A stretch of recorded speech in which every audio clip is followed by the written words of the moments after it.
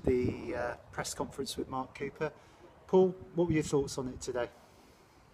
Well, it's Macclesfield Town, and I think Mark was keen to, not look at their position in the league table. I think he's very cautious of maybe a backlash after their 8-0 thrashing at West Ham the other night, and they've not won a game yet. I think he's expecting a reaction from them, and I think he doesn't want his players to get complacent. I think that was the big thing, wasn't it? Absolutely. I mean, Mark actually went to the game at West Ham. Whether or not he learned a lot from it, who knows really, because it was an emphatic win for West Ham. My take on it was that, whether you're a League 2 team, Championship team, I don't think you go there and expect to lose 8-0. I think you see time and time again, a lot of League 2 teams go to Premier League teams and they at least sort of come away proud. I don't think Macclesfield would have come away proud having lost 8-0. I mean, even if they'd gone there and lost 4 or 5-0, they could probably, alright, okay, it was West Ham Premier League, but to lose 8-0, I think, it's pretty damaging given how low on confidence they already were prior to the game. Yeah. Macclesfield are going to be a wounded animal, and when an animal's wounded, it's dangerous, isn't it? Oh, definitely. Like I said, I think there'll definitely be a reaction from them. They've been hurt from that, and those players, like Mark Cooper said himself, they won't want to be embarrassed again. So they'll be. I can see them really defending for their lives, fighting for everything. I think they'll really go to frustrate Forest Green and be difficult to break down. I think that's how it's going to be. But I mean, on current form, we're looking at it being a given for Forest Green if they can maintain their unbeaten run. Well, yeah, it does look that way. I think Forest Green have obviously picked up more wins away from home in the league. They've looked great on their travels. I don't think it's been rare that they've caught a team on such bad form this season. You look at it, they played, I think Swindon, they were just turning the corner at the time. Oldham and Bury, they were doing okay as well. So the only time they've sort of caught a team off form was Notts County. So it'll be interesting to see how they go about it. But like you said, given that they finally got their first home win at the weekend, confidence must be absolutely high at the moment. It does look like a banker, but the worst thing that can happen is complacency creep in. Yeah. No matter who you are, I think once that does creep in, it's quite dangerous. So if they just keep their professionalism like they have done all season, they'll be confident they can get a result. Yeah. For me, going back to Macclesfield, it was a scene where it was Forest Green's promotion season into League 2. But it's a proper old non-league sort of ground, isn't it? Will it be that type of game, do you think? Do you think it'll be like a non-league game? Well, given that the Macclesfield are scrapping to stay away from non-league, it might. I think it is. Well, when you do get battered like that, it is back to basics, isn't it? Keep it as simple as possible. Make sure you get the simple stuff right, and I suppose that's what they'll be trying to do before they do anything else. They'll make sure they get the basics right. So I suppose it is the basis of, getting the basic football, no nonsense, get it, clear it straight up. It will be that type of job for them, I suppose. Forest Green, they'll want to come and play their football. I don't think they'll change their identity, because they're doing it so well at the minute. Why should they change? So they will go there, try and play football. I think. Well, look, it's a beautiful sunny day here, so I think that maybe would suit Forest Green in a ground like that rather than it, rainy, windy. It's quite an open ground, isn't it? Yeah. I haven't been there myself, but I think it's quite an open ground, so weather may be able to affect. So if it's nice and dry like this, and obviously if the pitch is nice and moist as well, that'll be good. But if as long as conditions are there for them to play their football, I don't see why they'd turn it into a scrappy non-league game from their point of view. But I think it'd be more from a Macclesfield point of view. They'll be looking to. Make sure they get the basics right and no nonsense defending type. Yeah. Mark Yates always sets his teams up well, so it will be a tough test. I mean, I would imagine they'll press Forest Green. Well, they need a result regardless. They can play damage limitation all they want, but at the end of the day, with Morecambe beating them last week as well, I know it's early in the season, but that looked like already a massive relegation 6-pointer, given that Morecambe will probably be down there and their resources. So they don't want to get cut adrift this early. We're still in September, going into October. They won't want to get cut adrift, so there will come a point where they do need to go for it.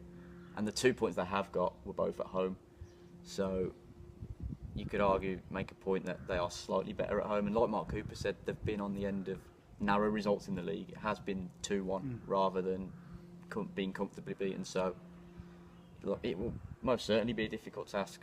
Yeah. There's no doubt about that. Did you get the impression today in the press conference that Mark wants more from his team? I mean, it is a fantastic start to the season, isn't it? But I think he feels there's more from this team. I think he does, and I do agree with him, because the one thing that's been missing is taking the chances, getting the second goal, like we discussed last week. So I think if they can just get there in front of goal, put them chances away, maybe have that bit of composure, I think that's all that's missing really. And yeah, he said it a couple of times now. I think we should have had more points than we've got. We should be higher, because the odd decision, not taking chances in some games. Some of the draws they probably should have won most of them, but like I said last week, I think it will come, because they keep playing the way they're playing. I think I looked at the game last week. I loved the game management as well. So that side of it looked to be taken care of in some of the games. When they'd concede a penalty, for example, okay, whether it was or not, some were, some weren't. Faz Rawson's red card, but they managed the game really well, and it seemed to be Crawley who lost their head with their player getting sent off for that second challenge in the little scuffle. But Forest Green really kept their cool, and I was very impressed with the way they managed the game against Crawley. And it could have been 4 or 5 easily, isn't it? Lloyd James could have got a hat-trick that day, so the floodgates are going to open at some point. Like I said last week, if they keep creating the chances, they will get that bit of luck, and the floodgates will open.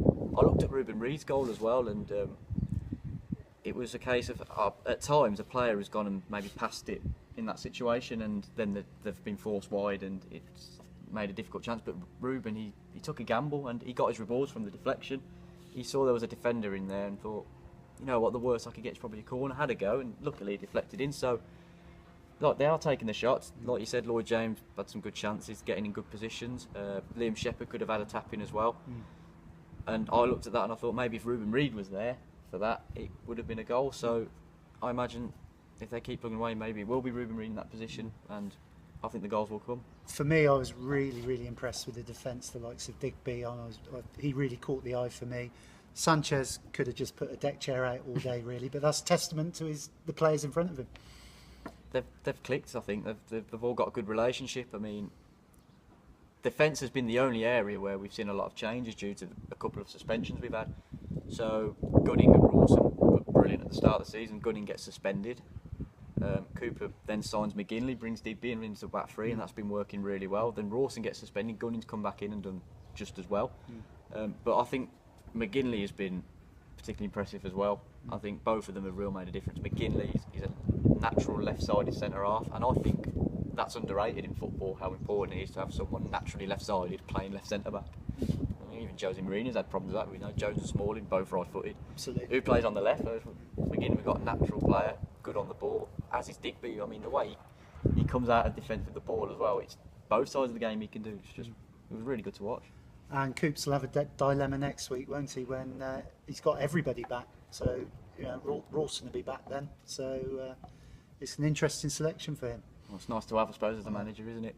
But I think Rawson's performances up until that point were great. So, I suppose as long as he's been training hard, he'll be giving the three lads a run for their money. So. And he's not bad on FIFA as well, is he? Well, Gavin Gunning's actually rated higher. Gavin Gunning's a 65, a silver. Rawson's 63. I think Digby's a 62. Couldn't find McGinley on there. I think the lone players were sort of late being added. Ben Morris wasn't on the Forest Green squad yet. So I'm a bit old for those games now, but I think I know what you're talking about.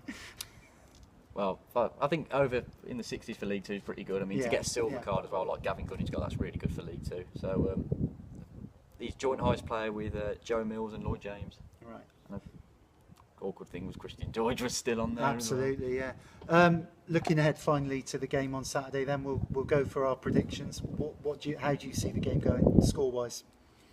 Well, given our predictions last season, I don't know how much weight they carry, but I think Rovers will win.